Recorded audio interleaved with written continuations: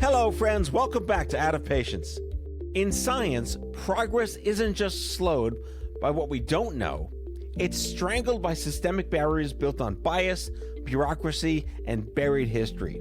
Then there are the gates that guard access, diminish diversity, and dampen discovery. So, when barriers need breaking, we send in Oliver Bogler.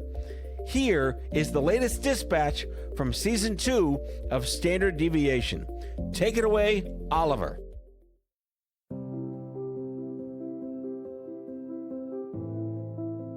If you want to be an academic scientist, you don't just need brilliant ideas. You have to navigate an invisible maze of unwritten rules. And if you don't know those rules, you can find yourself facing a wall that has nothing to do with your scientific ability. For Dr. Benjamin Suarez-Jimenez, that wall appeared early in his career, and it almost ended it.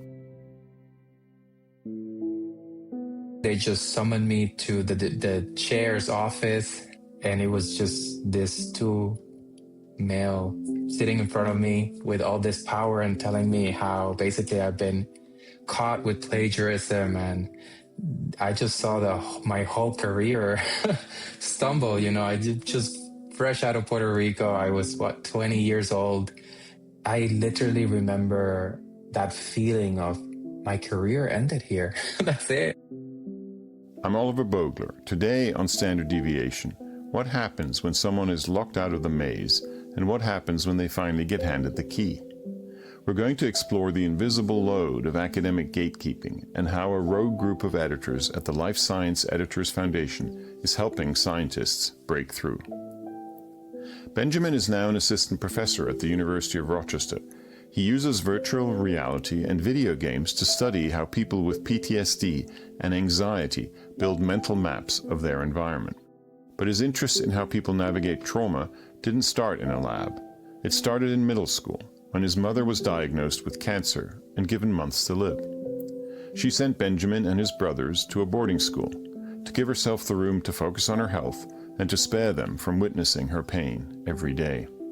The school, which specialized in math and science, was intense. Some of my peers just couldn't, with the pressure being away from home, the amount of work, and they would just go back home. And I don't know if it was because I felt at that moment like, what home am I going to go to? But I don't know, it just pushed me to do better and to do more. That drive eventually propelled him to the mainland United States. He joined a preparatory program at UMass Amherst, designed to help students transition into a PhD. But moving from Puerto Rico to Massachusetts was a massive culture shock, and it was here, taking an essay exam, that Benjamin walked right into an invisible trap. He knew the material, but he was failed and accused of plagiarism. Why? Because he didn't cite the professor's class notes. I didn't cite any reference because to me it's an exam. Like I've never had to cite any references in an exam, and to me that was not a clear necessity. Benjamin wasn't penalized for a lack of scientific knowledge. He was penalized for not knowing an unwritten rule. He was forced to sign a document acknowledging his error so that he could stay in the program. At that moment, I really blamed myself. I already had enough imposter feelings that I shouldn't be there. I just felt like I was just not, I didn't belong, like I shouldn't be there. Benjamin survived that trap. He persisted, going on to the NIH, completing his PhD, and eventually becoming a postdoc at Columbia University. By this point, Benjamin was on his own scientific path. To study how anxiety and trauma alter the brain, he built virtual reality games. In one task, subjects explore a beautiful grassy meadow to pick flowers. But inside of the flowers, there might be bees that will sting them. And so we give them a mild electrical stimulation to their hand. It kind of feels like a static shock. So it's something uncomfortable. If you can imagine, once you try to grab a door and it gives you static shock, you withdraw and then you're like hesitant to touch it again. He places subjects inside a brain scanner while they play this game, watching how they learn to associate certain spaces with danger, a glimpse of the anxious brain in action. But as he prepared to transition to running his own lab, he realized that creative science wasn't enough. To survive, he needed a big grant. And once again, he hit an invisible wall. Even after grad school, I realized that my grant writing skills were lacking. Grant writing is very different from science writing than the things that are expected and the tone of which you write things. Then he came across the JEDI program: Justice, Equity, Diversity, and Inclusion.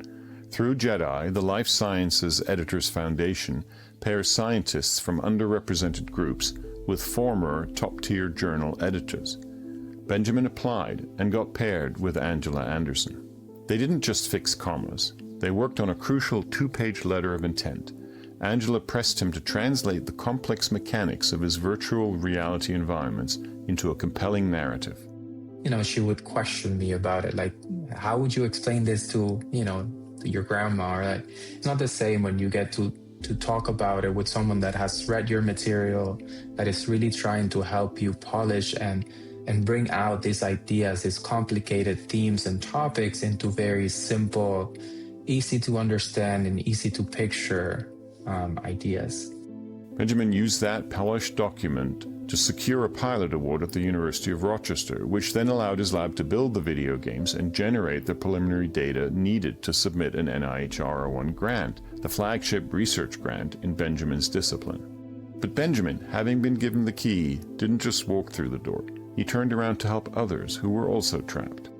While he was finding his footing as a professor, a former mentee of his reached out. She was a student in Texas. She'd passed her PhD defense, but her department chair and a university librarian were refusing to accept her dissertation.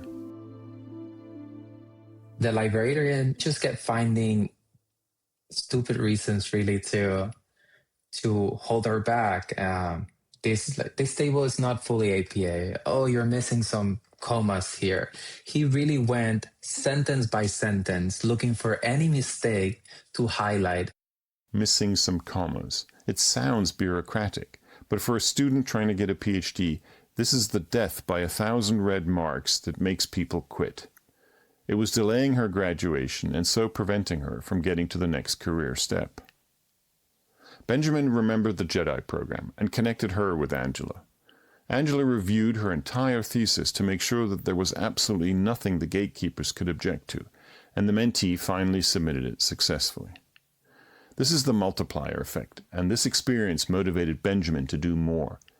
He is part of the Neuroscience Diversity Commission at Rochester, creating access programs for high school and undergraduate students from underrepresented backgrounds, because he knows firsthand. There is the invisible load that I think all of us in my position go through of the admin stuff, but then there's other things that I have to deal with every day related to my culture, coming from Puerto Rico as a Hispanic man. I'm also queer. People get to know me and they get to know that my partner is same sex.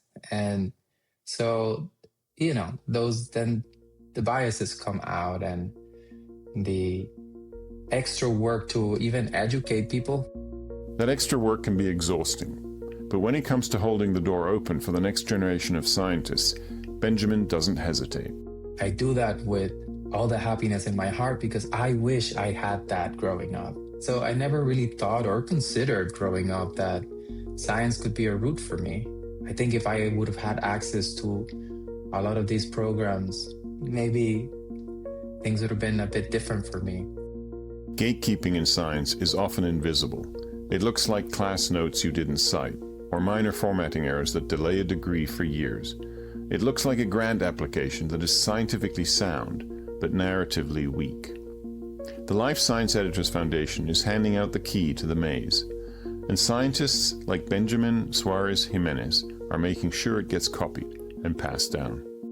This is Oliver Bogler with Standard Deviation on the Out of Patience podcast network.